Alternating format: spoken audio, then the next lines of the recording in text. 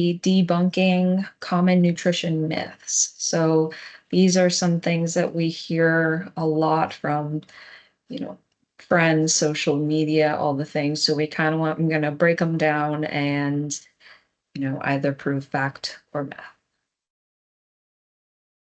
So why does debunking nutrition myths matter? Well, myths arise from quotes typically of outdated evidence, personal bias, or cherry-picked data from scientific research that is kind of blown up out of proportion to really kind of hone in on this one idea.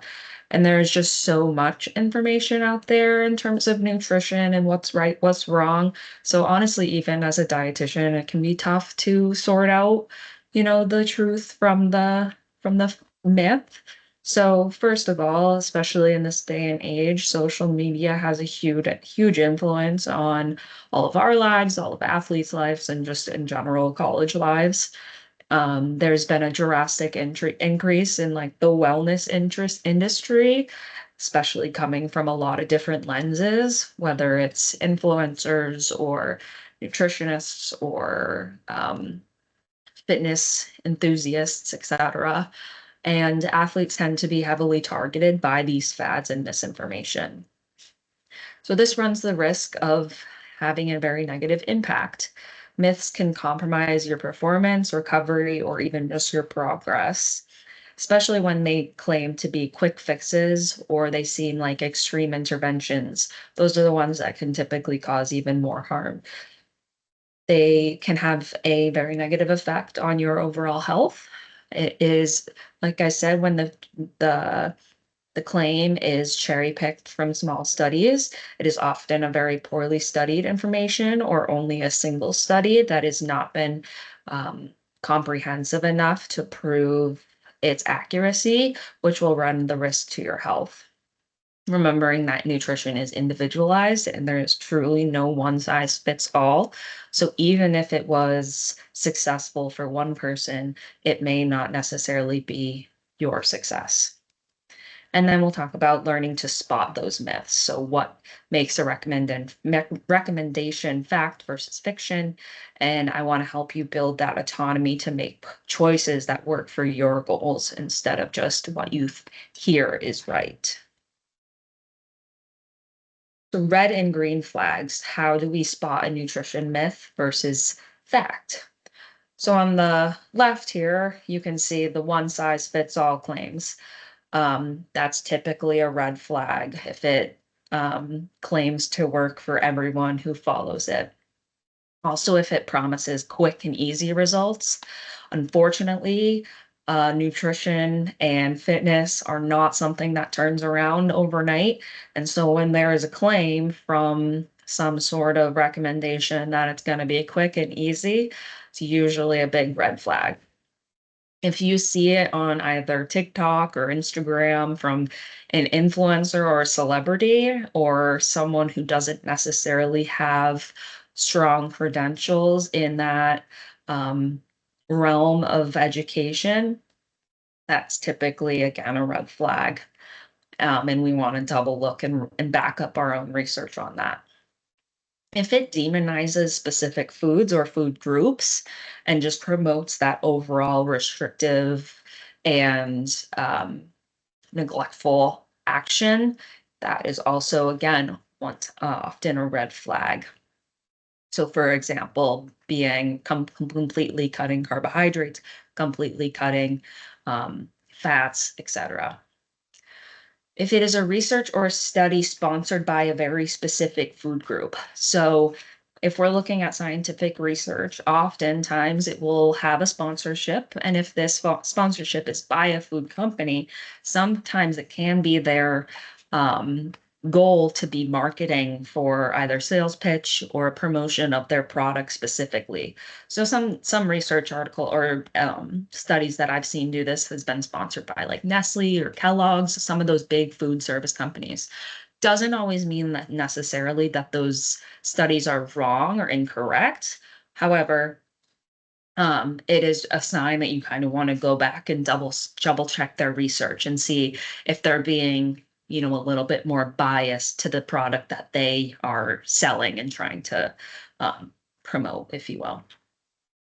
And then on the right, you can see some green flags, which are, of course, the ones that you're going to want to look out for. If the study is backed by peer-reviewed scientific evidence and research, so whether that means it's a meta-analysis or a large study research that has been going on for a long time, or there is multiple research studies that show the same effect and result, that is usually more signifying that it is a green flag study. If their sourcing is very transparent, so again, that could be whether they got funding from a certain area or how their process was in place. A lot of times in certain studies, they can be very vague in how they performed the study, which could be kind of misleading to show how they really got those results. And again, they could potentially be skewing it towards the answer that they want to hear. So if they're very transparent about their process and how they got to the conclusion that they did, usually a better sign. If they come with multiple perspectives, so they acknowledge that there is one viewpoint that they want to highlight, but that there's also XYZ highlights or viewpoints that may also play a role or make a difference in that. So that could be something even about different demographics within their study. Say they are only studying women ages 20 to 40. That could be a little bit limiting, and it may not be accurate for, say, a child or a geriatric population. So if they acknowledge that those are some part of their limitations with their study, it's usually, again, a green flag. And then lastly, if it's supported by licensed professionals. So ideally, registered dietitians or certified sports dietitians. Specifically for nutrition and sports nutrition information.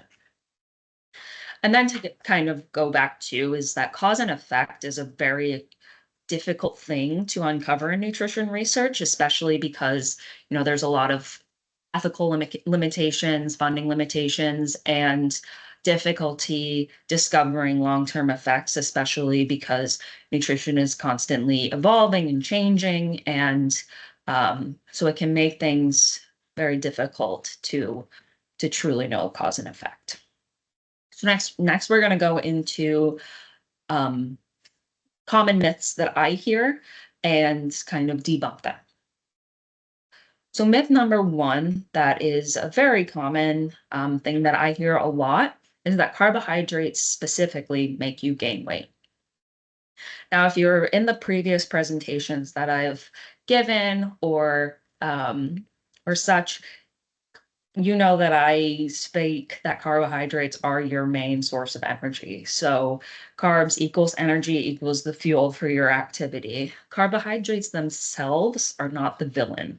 Carbohydrates fuel muscles, they fuel your brain, especially during that intense exercise. So on that myth side, we often hear carbs turn into fat if you don't burn them right away, or a low carb diet equals lean body equals better performance. However, on the factual side, excess carbohydrates are actually stored as glycogen in my muscle and liver. And then that glycogen is your primary fuel source for that high intensity exercise. When we go low carb, it can actually lead to early fatigue, poor concentration, and then a slower recovery process. What's going to inevitably cause that quote unquote weight gain or effect from too many calories is going to be that caloric surplus, whether that comes from carbohydrates, protein, fat, etc. It's not the carbohydrate themselves. So when we take it back to athletics and some example athletes that really rely on carbohydrates are going to be those distance runners, soccer players, sprinters. They all have a very high carbohydrate need.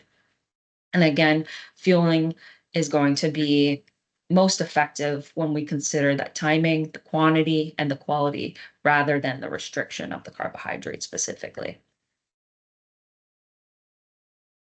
Any questions on that? Okay.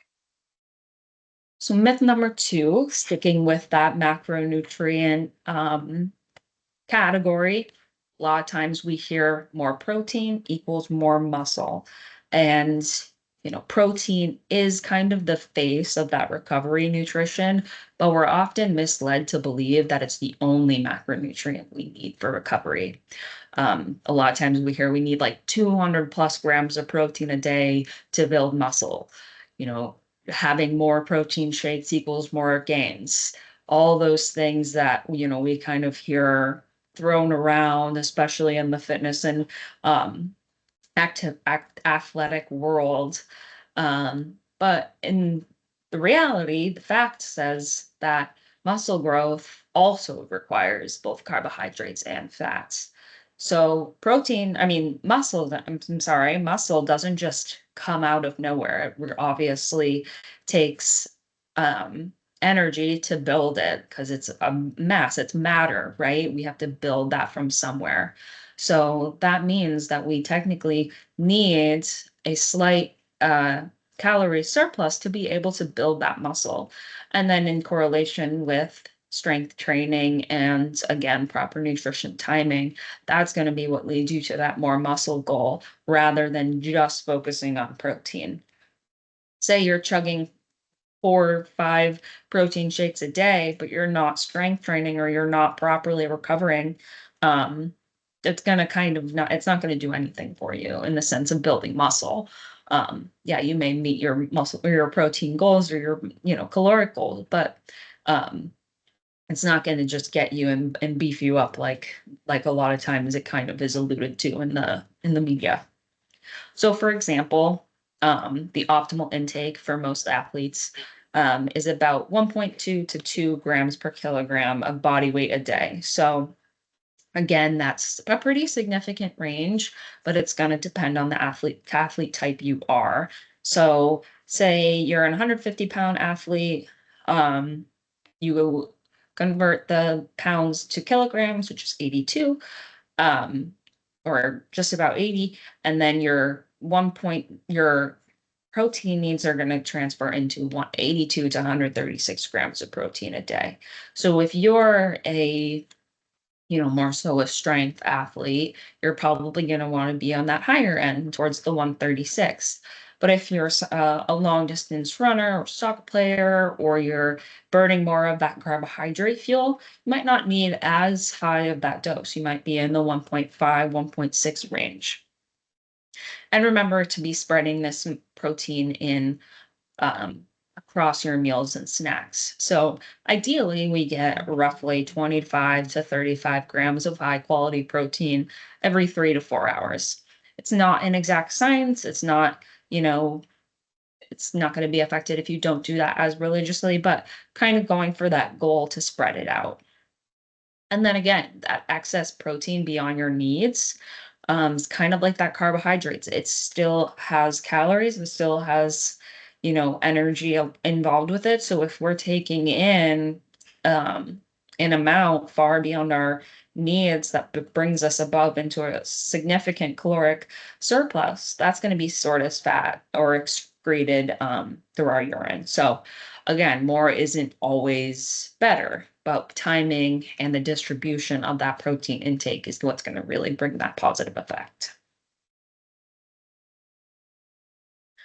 Myth number three. So, supplements are key to success. So, most athletes can meet your goals with simply whole foods. Supplements aren't the shouldn't be your foundation. It should be something that maybe fills in your gaps. It's not going to be that shortcut to success. And oftentimes we hear you need BCAAs or you need pre-workout and protein powder to be able to be a successful athlete. And, whole foods or natural fruit foods isn't enough for serious athletes. And, it's an easier way to get to, where you want to be, the goals you want to meet, and it's a quicker and it's an easier route. That's truly not necessarily always the case. What is fact is that whole foods is where you're going to get the balance of your macronutrients that we need: carbohydrates, protein, fats, and then again, those vitamins and hydration. Supplements really may be needed on a case by case basis. For example, if you are diagnosed with anemia, you may need to supplement with iron.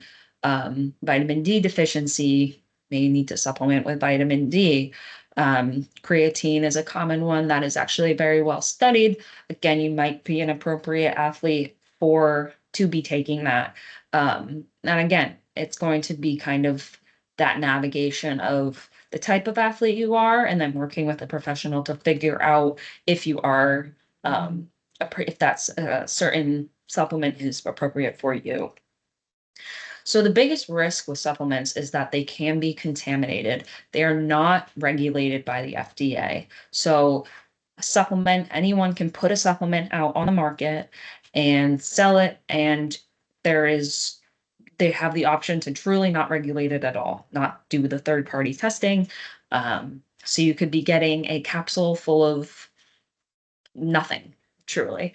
So, but what there is something called third party testing, and a choice that we always want to make if we are choosing to have supplements is to have one of those third party tested supplements.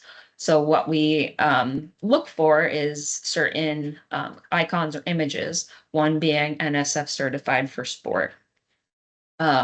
So this just is from the National Sanitation Foundation. So it just means basically that that product or supplement has been tested and certified by a third-party organization to meet those specific public health and safety standards. So, they verify the products that they don't contain, either an unsafe level of contaminants or some sort of prohibited substance that is not allowed in the NCAA, and just simply that what's on the label matches what's in the actual product, because you don't want to get a product that claims that it has X milligrams of some sort of vitamin, mineral, amino acid, etc., but it actually has triple the amount, running the risk of having too much of it, or it just has like maybe a third of it. So you're really not actually supplementing with the accurate amount that we need. So next presentation, like our next week's presentation, that's the topic where I'll be diving more deeply into supplements. But I think I just wanted to include it here to make kind of that known that it's not necessarily the key to success, but it can fill in the gaps when is needed. Myth number 4, don't eat past 8 p.m. Or even sometimes I hear don't eat past 7 p.m. But so this is a huge myth. Eating, we hear like your metabolism shuts down overnight. So, if you eat past a certain time, then that food isn't going to be burned off or metabolized adequately. And, it's just kind of a waste, where it's truly just not the case. Our metabolism continues 24/7, and that's including in our sleep. So actually, for athletes specifically, and truly just the general population, but we're talking about athletes here. So I have her putting the chairs that are good still oh, outside right here. Jose, I think you're not on mute. The ones that are no good. Okay, sorry about that. So night eating does not equal automatic fat gain. Yes, we have our body has a circadian rhythm to kind of be able to tell what time of day it is, but our body truly doesn't know exactly what time it is. Or we can't check in with ourselves and know that, oh, it's 8:01, I have to stop eating. But what it does recognize is when we are underfueled. So evening snacks can actually be recovery snacks. They can really support that muscle repair. and be really beneficial for athletes or an active individual, especially like pre-evening or pre-bed protein snacks, something that's a carb and protein combination to improve that glycogen repletion from a day's work. Oftentimes athletes have late night practices, so they aren't getting home until 9:30, and it's past that time, but you still need to um recover, refuel your body even though it's past that time. Like, it doesn't add up, right? So you're going to actually hinder yourself the following day if you don't have that snack. So it's especially also important, if you're someone that's trying to build muscle, or regain strength or recover from an injury. This is an opportunity for you to get those extra calories throughout the day to be able to work on that repair. Also, to be able to hit your protein goals if you want to, if that is one of your goals. So, would I suggest, an evening snack of like pizza and fries? Probably not, because it's much higher in fat, which can be tough on your digestion and disrupt your sleep. Um, not to villainize pizza and fries, but it's probably not what you want to eat right before going to bed. What might be something that's good is like Greek yogurt, with granola and fruit and nuts and seeds, and something that is going to give you that a little bit more balanced of a macronutrient spread.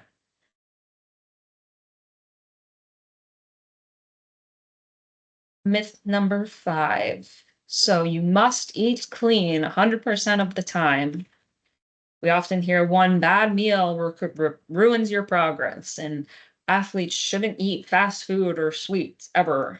Um, I think that's just such an unrealistic myth that we hear.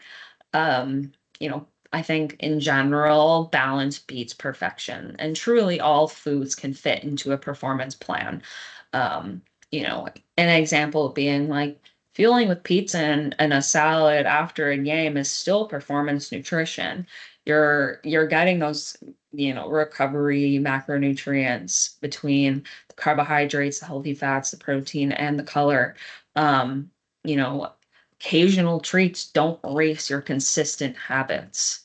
And honestly, at the end of the day, when we, restrict, that causes stress on our body. And then it gives us that risk of, you know, pushing us back into that disordered overabundance of um, you know, non-clean foods.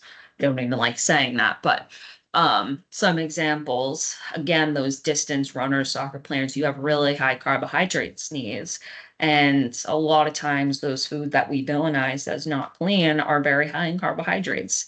So why would we restrict ourselves from things that are going to actually support our performance? And again, it's not about, you know, that those once off couple times a week things. It's more about that consistency. We hear that 80-20 approach. So 80% of the time you're following your performance plan, you're building performance plates, you're building balanced meals, and then 20% of the time, you're allowing yourself to simply enjoy foods that you bring you joy, foods that you are having with in a social setting with friends, etc. Um, so again, just to reiterate that all foods can fit into that performance plan. You want to focus on nutrient dense foods most of the time, but you know, having ice cream, having pizza, having those things is surely not going to ruin your plan, your progress. Myth number 6 that I feel is very discussed recently is that fasted workouts burn more fat. So working out on an empty stomach burns more fat. No food before a workout equals faster fat loss. So what that myth spreads is that you, technically, like if we're getting to the science, you do burn a higher percent of fat in a fasted state versus fed. The misunderstanding is that fat oxidation doesn't necessarily lead to fat loss. So what matters most for fat loss is total energy balance and the quality of your training. If you're under fueled before a training, you're not going to perform as well as you would if you were properly fueled, right? So if we um, are fueled and we perform better, then our muscles and our body is going to be more active and burning more energy overall, and then in the end, that's what's going to give us better results. So, what is fat oxidation? Fat oxidation is the process by which your body breaks down fat stores from food or body fat to be used as energy. It's occurring all the time, but the rate depends on your exercise intensity, the availability you have from carbs or fat, um, and then again whether you're fed or you're fasted. So, um, again, that misconception is that when we're fat, we're fat oxidation leads to fat loss. But um, again, that's really truly matters with that total energy balance, calories in versus calorie out, your training quality, and being able to preserve that muscle, because a muscle at the end of the day is burning more energy than our fat.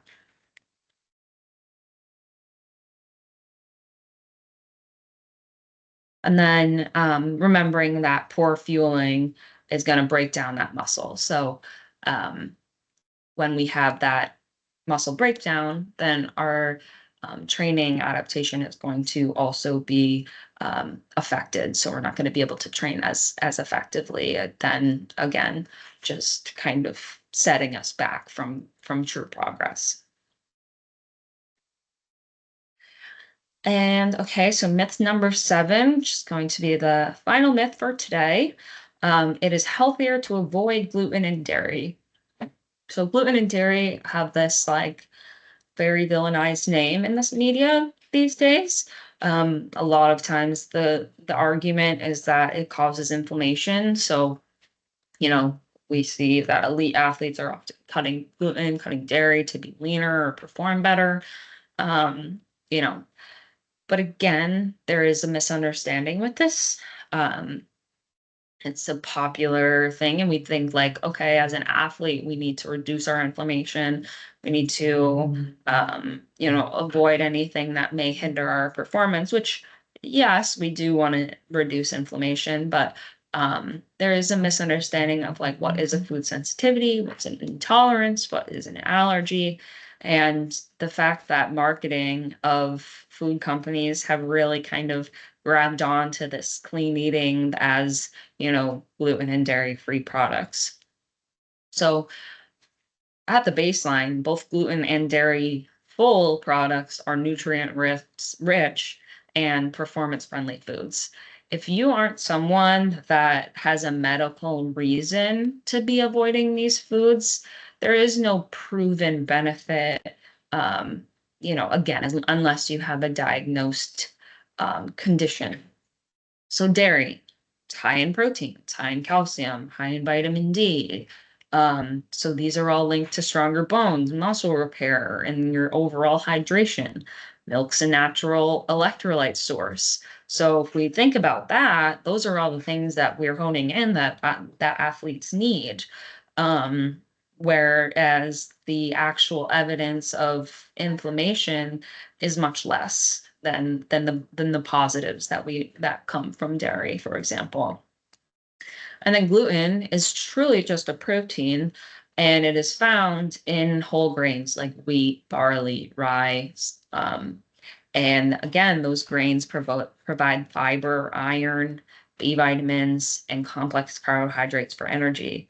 Again, going back to that list of what do athletes need, all those things that gluten-filled products provide for us. So when you may need to avoid it, If you're diagnosed with celiac disease, a small percentage of our population does have this condition. And of course, that is going to be um, the cure to celiac. You cannot have that. A lot of times we do have medically confirmed non-celiac gluten sensitivity or lactose intolerance. So these again are going to be instances where you may want to either limit or avoid completely gluten and dairy. And even then, there with dairy specifically, there are those low lactose or lactose-free dairy options. It may not be the dairy specifically if you're a lactose intolerant. So again, it's going to be about that self-assessment and really figuring out maybe what your triggers are and whether or not this is actually worth avoiding. So I want to bring in the idea of ways we can spread the truth, especially to your teammates and friends, because it's going to be a constant conversation about, you know, different approaches to nutrition and, good practices versus what someone else is doing. So first, leading by example. You don't want to be that nutrition police on the team, but if you're showing others that the habits that you're following, you're fueling consistency, you're focusing on your recovery nutrition, others teammates will notice. They'll notice that you're more energized on the field or the court or wherever. You're not exhausted and you're just having better outcomes, and they're going to notice that and say, hey, what are you doing? Maybe I want to try that. Even if it's not something you're outright telling someone, this is what I'm doing, they may come to you. Big thing is sharing evidence and fact and not judgment. So using I statements, it's a lot less pointing the finger. So for example, like, I heard from our dietitian that carbs actually help with recovery after lifts, and it's not just protein that we need. So you're not calling someone out for only focusing on protein, or we're not refueling at all. You're giving your own experience and own knowledge that you've learned from some sort of professional or credible sources. um, Asking questions and not lecturing about not lecturing about certain topics. So asking like, okay, well, what have you heard about that? Or, would you be open to an alternative perspective? I think it's always um, important to meet someone where they're at, especially when it comes to lifestyle suggestions and just like nutrition habits in general. So always seeing, like someone might not be open to suggestions and then it's not your place, right?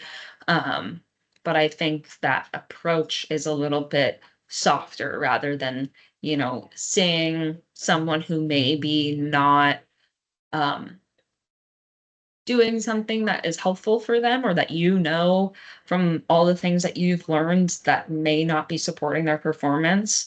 Calling them out in a negative light is probably not going to do much more good than it is bad. Or just referring them to experts. So given sharing resources, if you don't want to be the one that explains it, or you don't feel that you have that ability or credibility, sharing credible accounts, sports dietitian blogs, Instagrams, NCAA, the sports science, referring them to your campus dietitian, etc. So leading them to someone who can explain and is a trustworthy source. Finally, the key takeaways that I want you all to leave with today is that carbs are not the enemy. They are your primary fuel source. Protein timing is better than protein overload. You can't out supplement a poor routine. So at the end of the day, food is, more important than supplements. Using them wisely, case by case, and then again, always choosing that NSF certified supplement brand. Night snacks can help you with recovery. Don't fear fueling after dark. Balance over perfection. So rigid, clean eating can truly just in the end of the day hurt your performance. Fat burning doesn't necessarily mean fat loss. Your training quality and your caloric intake is truly what matters most. Dairy and gluten are not bad unless your body tells you otherwise. And you can help now, like prevent and bust myths yourself, especially to teammates, friends, etc., and share the science behind things, not the shame behind things. So, in general, just don't believe everything you see, everything you hear. Always double check your sources. Don't just believe something by reading one article, one post, etc., especially from someone who maybe has less education or less credentials. Um, and always trust science with this stuff, not trends. Thank you. Does anybody have any questions from today?